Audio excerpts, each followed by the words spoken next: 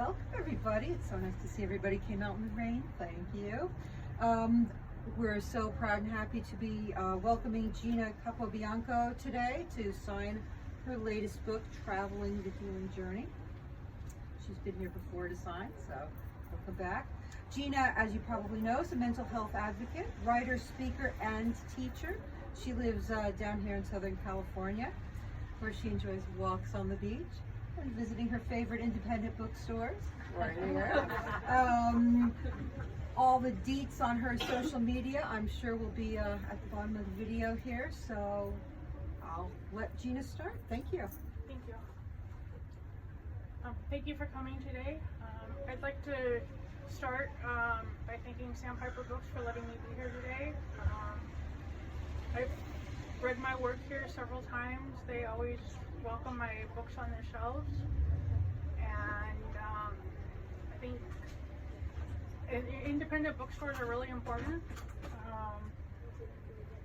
This book, my memoir, got some of its start here, talking with staff about the memoir genre and getting recommendations of other memoirs to read that helped me shape what I wanted my memoir to become. And so I'm grateful for Sandpiper, because you don't get that when you search for a book on Amazon, or even if you go to Barnes & Noble. Those conversations happen in the independent bookstores, and so I'm glad that I can be here today, and hopefully we keep independent bookstores alive and running. We had some music playing before, and all of those songs were specifically picked because they have meaning for me. And one of them I'll talk about later in my talk, but I want to start, one of the ones that was playing is one that I recently discovered. It's a song by Pink, and people who know me know I usually only listen to classic rock. So for me to have a contemporary song was kind of different.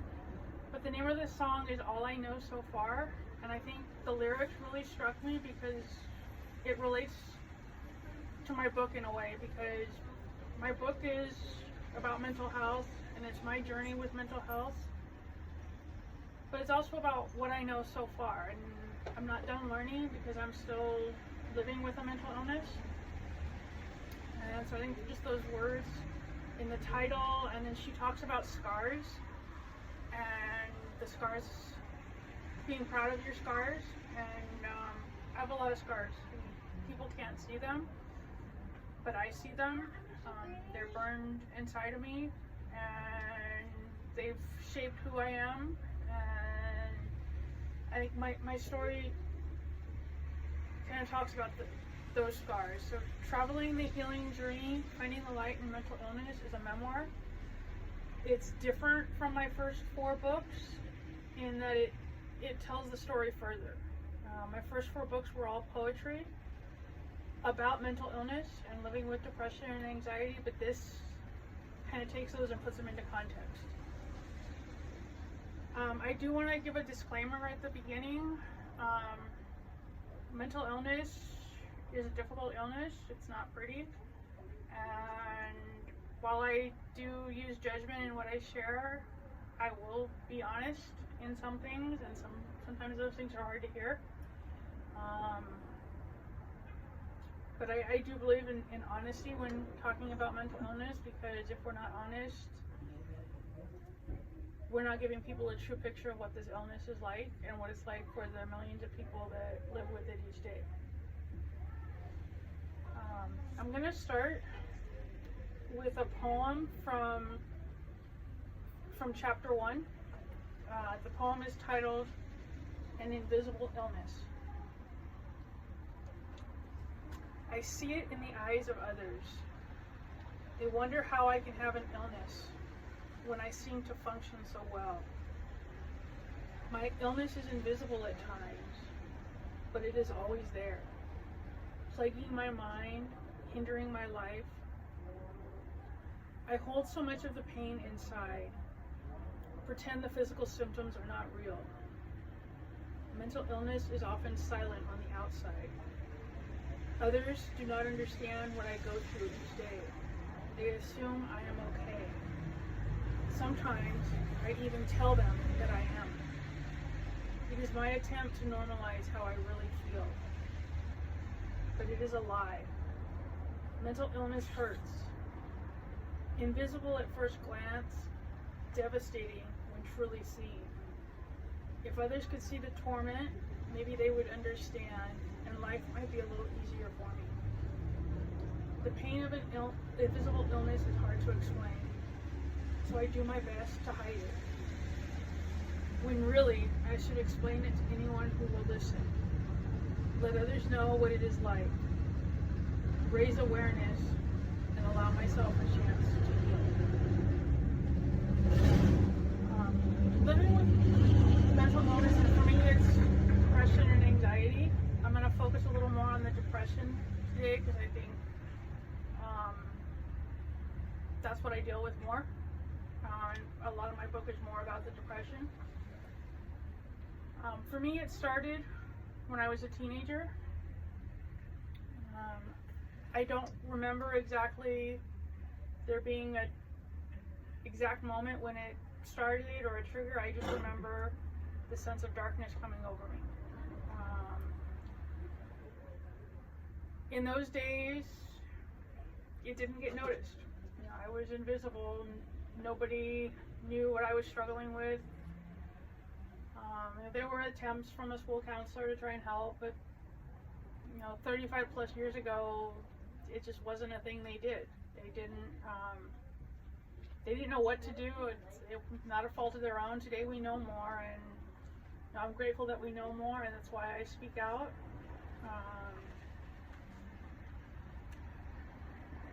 But it was difficult. I'm going to read a short part from chapter 2, which is Depression Emerges, the Early Years. It is the late 1980s, maybe early 1990s, at a Catholic high school in Southern California. I sit leaning up against a brown wall. The cool cement underneath me is hard, but I am comfortable here. This is my spot. I am alone. Other students walk by, but do not notice me. It is just me and my red spiral notebooks. The notebooks are my lifeline, where I write everything that is going through my head. These are not pleasant thoughts. My writing takes the form of poetry. There is a darkness, a heavy weight smothering me. Thoughts of death fill the pages. As I sit against the wall, the words spill onto the page. I do not know how to stop them. I do not want to stop them. A bell rings, disturbing my writing. With hesitation, I get up from my spot and head to a classroom. It does not matter which class it is. The classes are all the same to me, meaningless. How I manage to pass classes, I have no idea. I am just going through the motions. Just as at my spot against the wall, I go unnoticed in the classroom. I am just a dark blob of nothingness. It is difficult to look back on this period in my life. There are so many details that I do not remember. I remember being in pain.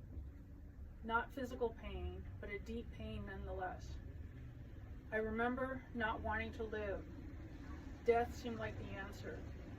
I wrote poetry about dying constantly. Let the thoughts fill the pages of my red spiral journals. I still have those journals today. I haven't been able to get myself to read them because I kind of have an idea of what's in them. But that's when I discovered writing, and I'm going to talk more about writing in a little while and how it was healing for me. I stumbled upon it by accident, but it was a form of therapy for me in those early days. Depression is an ugly illness, and I want to kind of describe what it's like. I want to start by reading a little bit from here and then give you another description. So how do I describe depression? Depression weighs on me like a blanket in the summer heat. When the depression is weighing on me, I have zero motivation to do anything. Negative words are hurled around in my mind, creating a thunderous noise. Just getting out of bed is a struggle. Interacting with others becomes a Herculean task. I retreat into myself. The depression is consuming. It takes over my entire being. Depression is painful.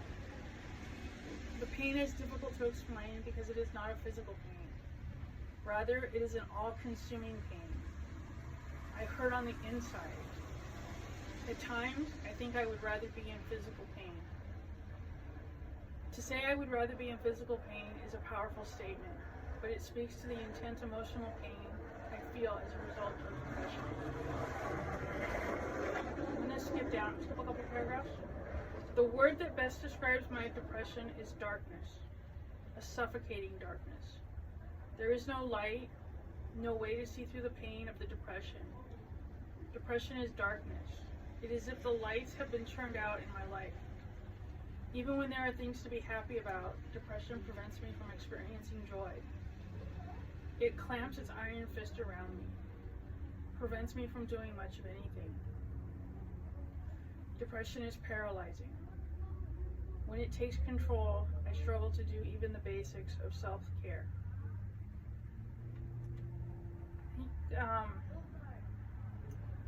One of the things that strikes me is I'm not alone in that pain. There are people every day that put on a smile, that go to work, that we don't know about, that are struggling with depression. Depression is an illness that so often gets ignored.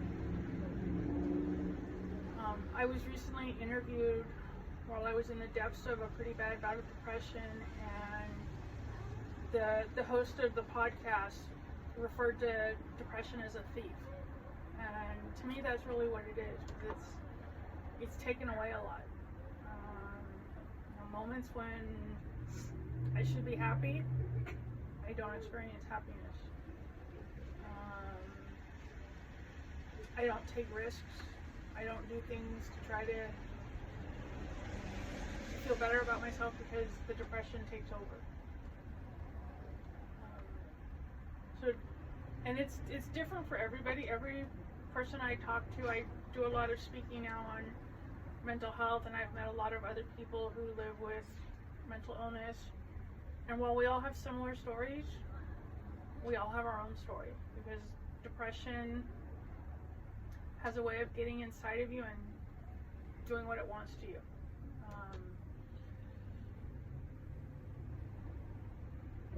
It's debilitating, and it's led to some very difficult aspects for me. And this is, I mentioned I was going to be brutally honest, so I'm kind of going into one of those sections right now, just as a disclaimer. I've lived with self-harm thoughts and suicidal ideation most of my life. That started as a teenager. As you were coming in, we had some music playing, and one of those songs is a song called Let It Go by Grace Slick. Some of you who are older might recognize her from the Jefferson Airplane. But she had a solo album called Dreams. It came out in 1979, and I had a copy of that album when I was growing up. And I'm going to share a story. I'm going to read to you from my book about how that song basically saved me at one point in my life.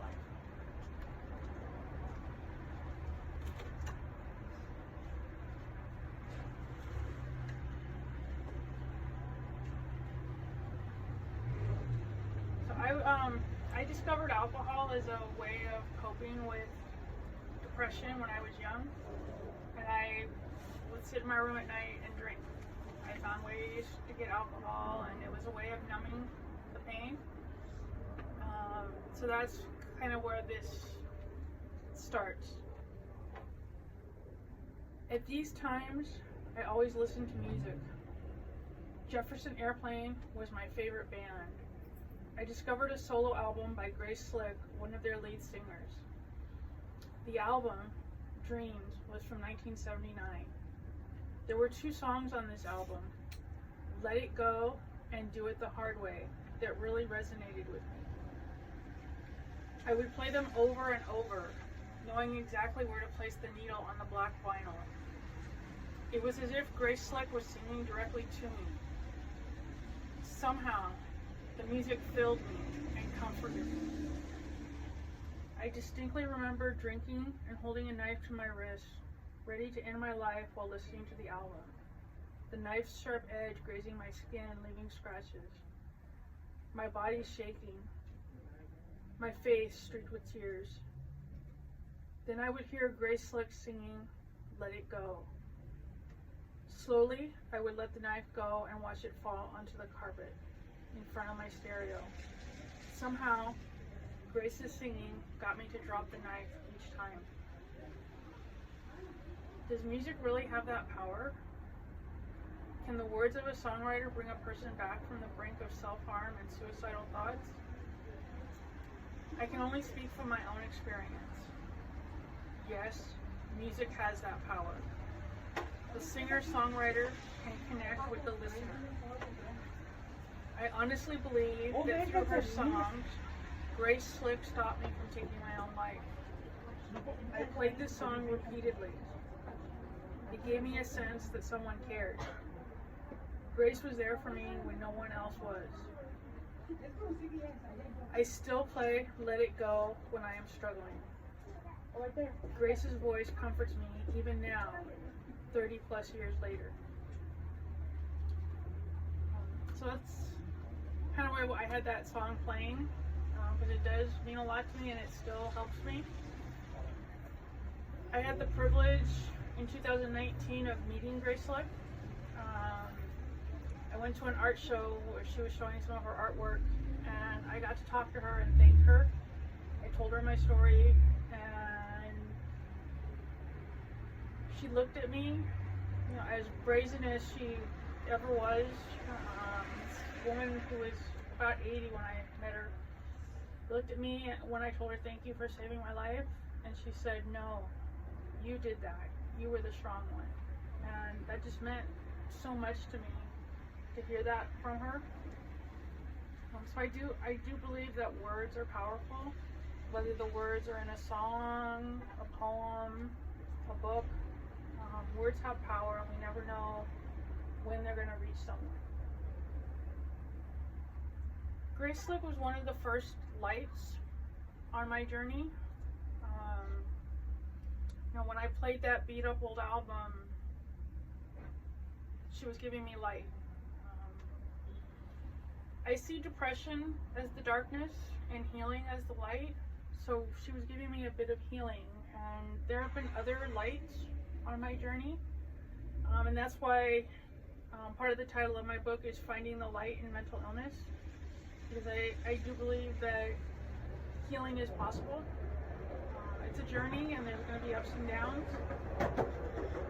but it is possible. One of the lights on my journey is my psychologist. I've been with Dr. Klein for over 20 years, and I just want to share a little bit about him because I think it plays an important role in my life, and we all need someone like that. And my goal in advocacy is to make sure that others have psychologists, psychiatrists, other people in their life who help them, because there's so many people that don't have access right now, and that's what advocacy is about. It's about giving back and helping others. So this is just a little bit about Dr. Klein. Dr. Klein has assisted me in seeing my mental illness for what it is, an illness. He has helped me understand that I am not at fault for having depression and anxiety. When we talk, he helps me see that depression and anxiety through a different lens. These disorders are not something I can control on my own. I need consistent therapy. I benefit from speaking with a psychologist who is familiar with me and who understands how my mental illness impacts me. It is that relationship that has led me to being able to accept this mental illness.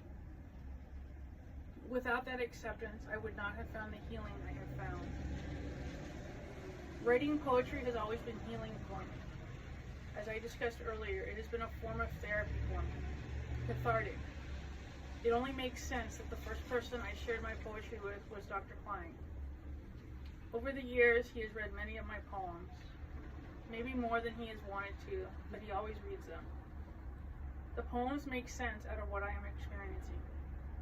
Sharing these poems has allowed us to unpack my depression and anxiety at a deeper level. That has been healing for me and taken therapy to a deeper level.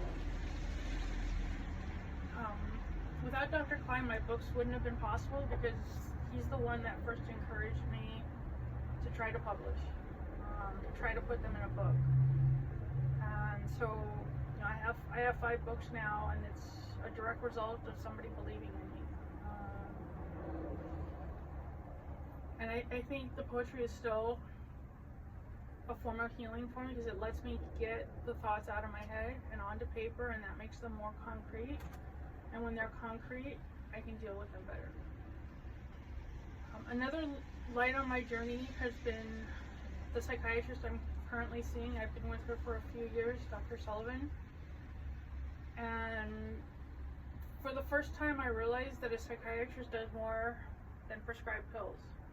Because in the past, I've had psychiatrists who just prescribe pill after pill, and I had one that was prescribing them so often I was like a walking medicine cabinet. And I was lucky. I had a primary care physician's assistant who recognized that and was able to get me off of some of the medication. And after a while, I started seeing Dr. Sullivan, and she realized that for me, medication doesn't work. There are a lot of us out there that have what's called treatment-resistant depression, and that just means traditional medications don't work. I've taken them all. I've tried every different one in every different combination imaginable. They don't work. And so Dr. Sullivan was the first person that recommended I try something different. And she recommended we look into TMS, or transcranial magnetic stimulation. And that's made a huge difference for me. I don't want to try and describe TMS right now because I'm going to mess up the science if I try to do it without having my notes in front of me. But if you're interested, chapter 12 describes TMS. The psychiatric nurse practitioner who oversees my treatment with TMS and now ketamine took the time to explain TMS to me, and that allowed me to write about it. So there's a whole chapter on what's happening with TMS and what it's doing. Oh, I know.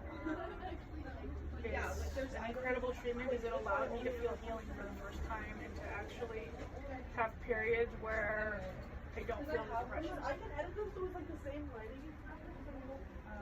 I'm going to share a little bit about Dr. Sullivan because she is one of the lights on my journey. With Dr. Sullivan, I can be open. I can ask questions. We discuss how I'm doing. With other psychiatrists, it was usually, how are you feeling? Okay, let's increase this medication, and we'll add this medication. Then it was, see you in a month. There was no real discussion. Everything felt so rushed. The other psychiatrists never talked to me about what I was feeling. They never went below the surface. The answer to everything was a pill. Most of the time, I did not know why I was taking the pills they prescribed. I could ramble off the names of the medications, but I did not know which were for depression, which were for anxiety, and which were for sleep. That was not healthy, nor was it a productive way to deal with my mental health. The issues were just being masked. Dr. Sullivan is different. She asks deeper questions. She listens to my answers. We discuss what I am experiencing. There is no prescription pad at the ready, like with my previous psychiatrist. If she makes a medication change, she explains it to me. She checks to see if I'm okay with the change. Seeing her has made such a difference for me. I feel like I really have improved as a result. So I'm really grateful to have a psychiatrist who listens, because there's so many out there that just prescribe those pills, and there's a lot of us for who the pills don't work. TMS was a godsend for me because I went from being in the depths of darkness to, after a couple weeks of treatment, feeling the healing. Like I felt like something was being lifted off of me. Stephanie is the psychiatric nurse practitioner, as I said, who oversees all that, and she explained to me what was happening. And I reached a point where TMS wasn't working as well recently, and this part's not in the book, but I have switched to ketamine treatment. And I'm grateful because Stephanie walks me through it. It's like she talks to me every time I go for treatment and makes sure that I'm okay and that I'm understanding what's happening. And I think it's important for anyone suffering with mental illness to have a team that they're a part of, because before I never felt like I was a part of my treatment, and now I feel like I have a voice, and people with mental illness need a voice. We know better than anyone what the darkness is like. We know better than anyone what we're feeling. In healthcare, so often we get dismissed. I've had many negative experiences with doctors, physician's assistants, different people in the medical profession who just tell me, oh, it's in your head. It's just your depression. When they say that, I want to ask them, are you listening to yourself? Did you hear what you just said to me? How much you hurt me? Because there's nothing just about depression. Depression is real. It's an illness.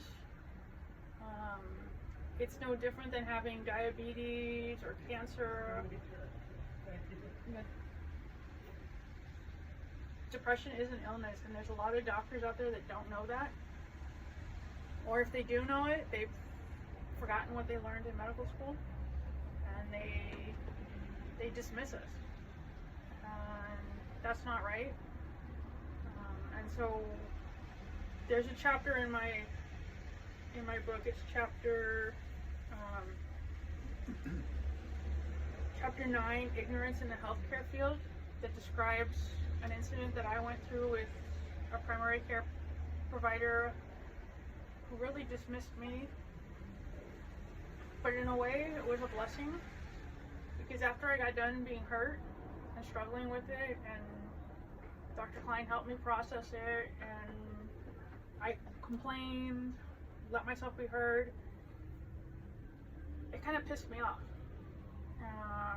And I got mad, and I decided to do something about it. And that's when I started getting involved in mental health advocacy.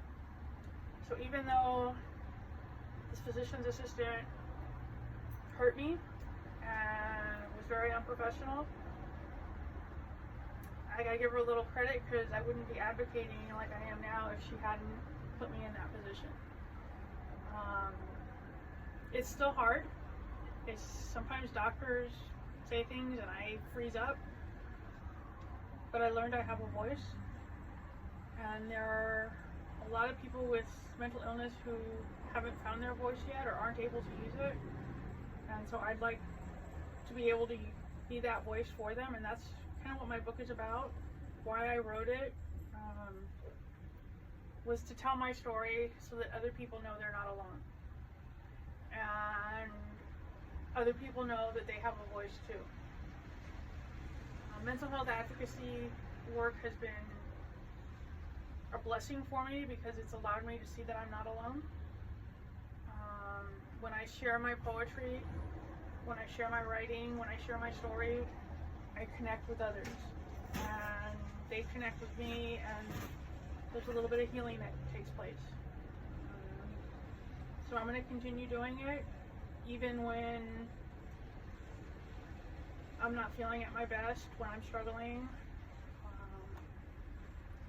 My goal is to do it full time at some point. Probably have to wait till I retire to do that, but hopefully that'll be sooner than later. and I can do it full time and make a difference.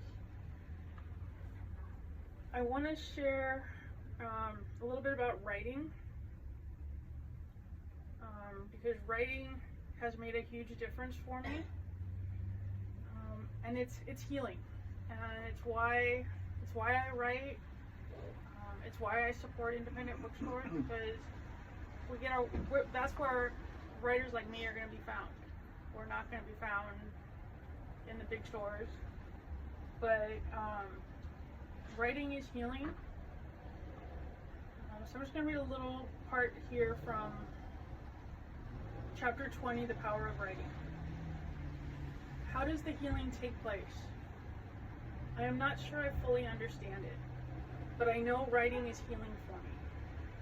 There is a power in writing for me. I can feel the healing taking place. Thoughts swirl in my head. These thoughts travel from my head, down my arm, and into my pen. From there, the words escape onto the lined pages of my journal. Once my mind is free of the thoughts, I can process the words. I can better understand what I feel. It is like I am bleeding the poison of depression and anxiety onto the page. The illness emerges from inside of me. I can see it on the pages, read it in the words. The poems that surface paint a picture of the havoc mental illness has wreaked upon me. But writing allows me to get that out. I write almost every day, sometimes multiple times a day. Most of it I keep to myself, but some of it finds its way into books. I have experienced a lot of healing from writing, and I hope to continue feeling that. I'd like to end by sharing a little bit from the last chapter. Depression and anxiety do not define me. These illnesses are my diagnosis, but they are not who I am. Their presence in my life definitely affects me. Weakened at times, I am still resolute in not allowing my illness to define who I am as a person. For years, I have fought to overcome depression and anxiety. I have won some of the battles and lost others. No doubt that pattern will continue. The myriad of medications I have tried proved ineffective in truly healing me. Yet I am blessed because I have a mental health team that understands me and works with me. They guide my healing, lift me up when I am struggling. Not one of them dictates how I will be treated. They regard me as a valuable member of my mental health team. I am no longer alone on this healing journey. Dr. Klein, Dr. Sullivan, and Stephanie Debnath support me. As I have tried to express throughout this book, I am eternally grateful to them. I am at peace with my diagnosis. Depression and anxiety are part of my life. No permanent escape exists.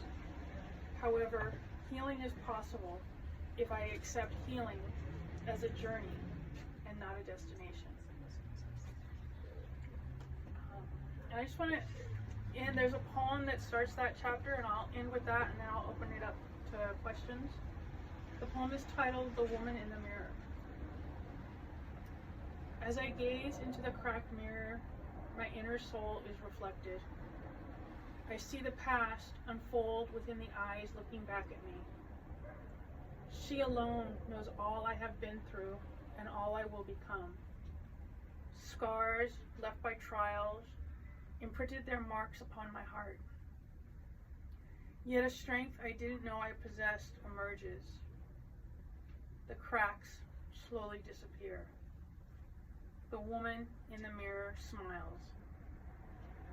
At last, I know I am the woman in the mirror.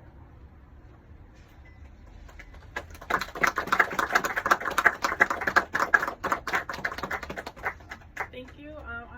I'm willing to answer questions. I'm open to answering just about anything. There's probably nothing you can ask me that I won't answer. I have some bookmarks. If you ask a question, Shannon will give you a bookmark. Library. So anyone has any questions? I have a question, a reflection. You just said about healing, that healing was a journey, not a destination. Is that right? Mm-hmm. I thought it was the opposite, but I always thought that healing was a destination. Can you elaborate on that? Sure. For me, like there are some illnesses that are gonna always be present. I'm never gonna reach a point where I'm cured. So it's about traveling that journey. It's about the steps along the way. I'm never going to be in remission or complete healing. So there's no destination, there's no end point where I can say I'm over the depression. At least science hasn't gotten us there yet. Maybe they're making advances all the time. Maybe at some point they will. But it's the journey. It's how I get there. It's the steps I take along the way that are important. And it's recognizing that there are lights on that journey. There are times where things are better. And there are times where, like sometimes with the TMS or the ketamine, I do feel better and I feel that depression lifting. But I'm aware that it's an illness. It's never truly going to go away. It's going to come back and I'm going to need more treatment. But I'm confident, I have a support team that supports me through that get me through the rough times when the depression has me so far down that the suicidal ideation comes back, the self-harm comes back. I know I have a plan. They've helped me develop a plan, so it's part of that journey. It's just taking it one day at a time. Thank you. I don't have a question, but I do want that bookmark, and I would like to make a comment, if that's okay. First of all, thank you for this invitation. I really appreciate it. I appreciate learning more about this. You gave me a glimpse into what it is, and there's more. There's a lot more that I'm gonna, look into and pick your brain. So thank you for this opportunity. I appreciate it. Thank you. Yeah. Any other questions?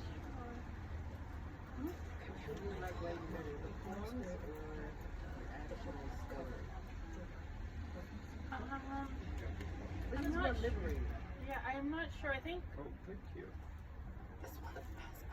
I like the poetry helps me and it helps me get things out, but I think writing the memoir was very healing for me. It was cathartic because I had to go back and process everything I've been through. And like some of it involved going way back, and I don't have a lot of memories because, as I said, depression is a thief and it's stolen a lot of those from me, so I had to do some work to go back and get some of those memories, especially the high school memories. Sharon and I have known each other since we were, 7? Yeah. And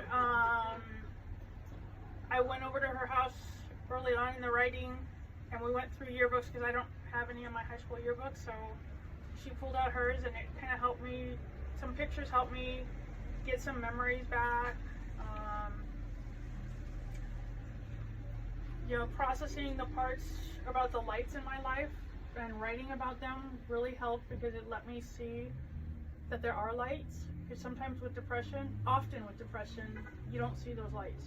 It's really hard, and even the past few months, I've been going through a period where it's really hard to see those lights, and they've been there for me and gotten me through this. So I think writing the memoir was more healing, but they're both, I enjoy both, and I hope to keep doing it.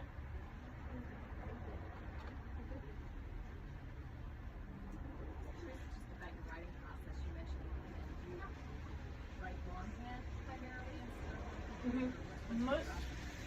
Poetry is always longhand for me, unless I'm at a red light and I get an inspiration, then it's on the phone real quick in the notes, but then it goes into a journal. parts of my memoir were written by hand in my journal, and then I would go from there to my computer and clean it up. But for me, when I'm writing, I feel everything that's in my head, I feel it coming out of me through my arm and into the pen, and that process is really healing for me, so I do write more with a pen. Do you have a special pen and paper that you Not necessarily. Sometimes I get into the color of ink. Right now purple seems to be the color I like to write with. Part of that is because during the ketamine treatment, I see purple colors, and so it's kind of a connection to healing for me right now. So I'm writing in purple. As far as journals, I'm kind of picky about my journals, and the ones I like are hard to find. Sometimes I can get them here. Becky makes an effort to order them for me. But yeah, I do, and I keep all my journals. I always have a journal on me. So yeah, I'm picky about them. Yeah. What do you think you will write about next? I have a plan. I want to involve a co-writer, but since I haven't asked that person yet, I'm going to keep my idea quiet, but it does have to do with the healing process and healing from mental illness. But I haven't gotten the courage up to ask the person that I want to co-write this with me. So once I get that courage, then maybe I'll let out what my plan is. Sorry. But I definitely do have another book in the I works. think you should write more poetry. I am writing more poetry. Those tend to be in my journal, and hopefully there's another poetry book coming also. Can you share a little bit about some of the resources, like outside of your healthcare providers, that you have found to be beneficial to you as you've been going through your healing process? Yeah, it's speaking and being able to speak about mental health has been a big factor in that. And there's an organization, it's a nonprofit organization called NAME, the National Alliance on Mental Illness. And I think that organization has been big for me. Just getting involved with them as both someone who speaks for them and also who participates in their classes has been huge. They do a lot of great work. They have programs for people of every interest level and every need, whether it's young people. They have a program called Ending the Silence for Teens about mental illness. There's a program called Family to Family that helps family members and loved ones of people with mental illness.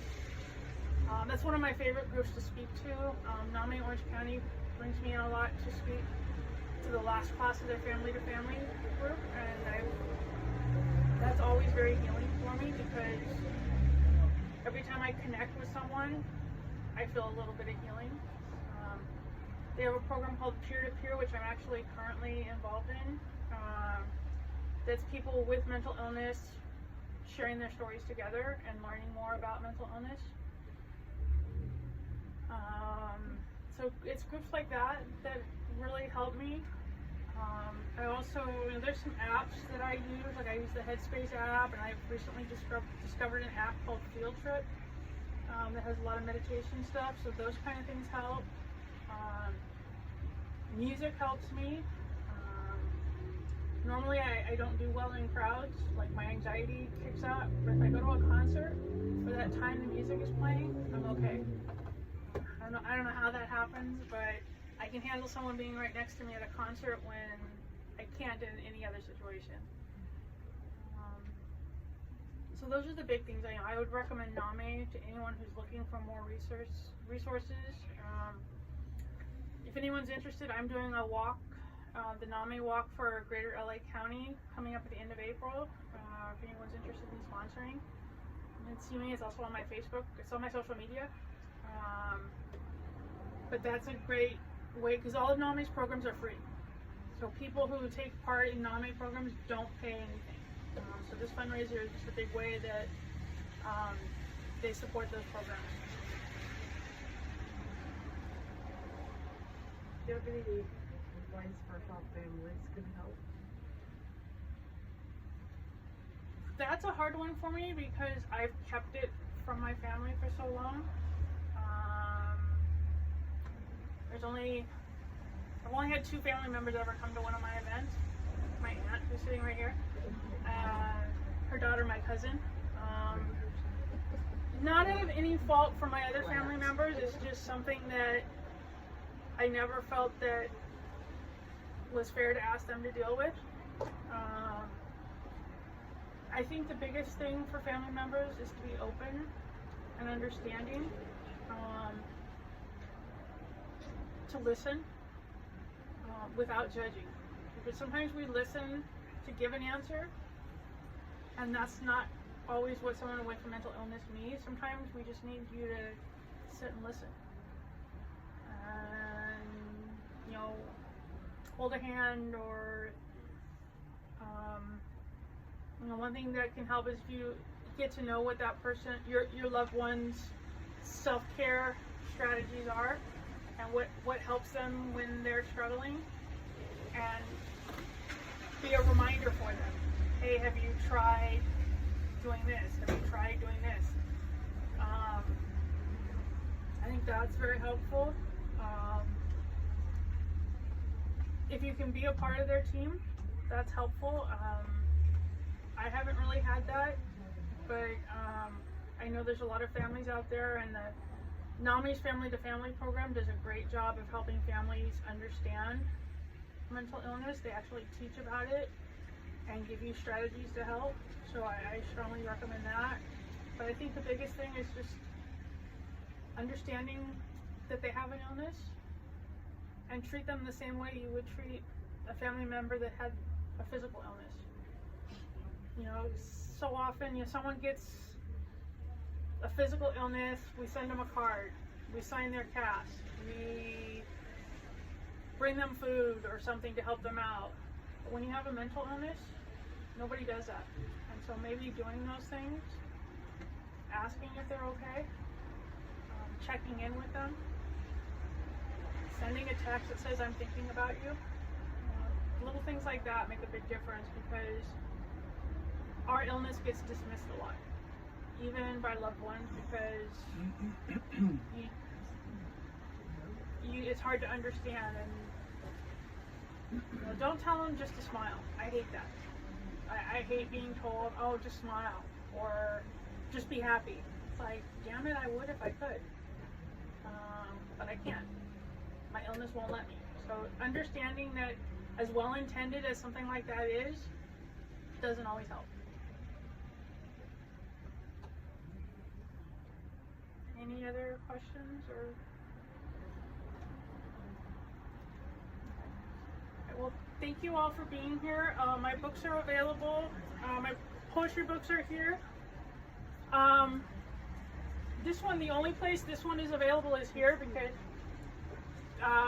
of the way I published it in 2017. It's not available anywhere else, so it has to be purchased from me. But I have all my books here. I can sign them if you'd like. If you have any questions you want to ask me one-on-one, I'm open to answering them. And again, thank you for coming. If you get a chance, take a look around Sandpiper. It's a great bookstore. My memoir got its start within these walls, so I'll always be a supporter of independent bookstores. Thank you.